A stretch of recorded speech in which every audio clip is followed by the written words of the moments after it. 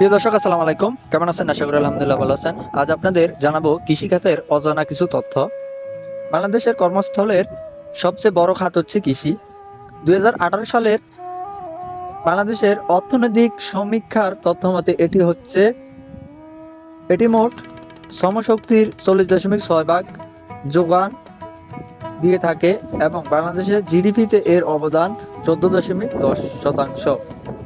দেশের সমষ্টিক অর্থনীতিতে যেমন কর্মস্থান সৃষ্টি, দারিদ্র্য দূরকরণ, মানব সম্পদ উন্নয়ন এবং খাদ্য নিরাপত্তায় এই খাতের ভূমিকা অসীম। বাংলাদেশের জনগণের একটা বিশাল অংশ তাদের জীবন ধারণের জন্য কৃষি খাতের উপর নির্ভর করে। যদিও ধান ও পাট এখনকার প্রধান ফসল, তা সত্ত্বেও গমের বৃহত্তর গুরুত্ব রয়েছে। উত্তর-পূর্ব অঞ্চলে চায়ের চাষ হয়ে থাকে। প্রাচুর্যতার কারণে বাংলাদেশের অনেক অঞ্চলে বছরে 3 বার ধান উৎপাদন ও চাষাবাদ হয়ে থাকে।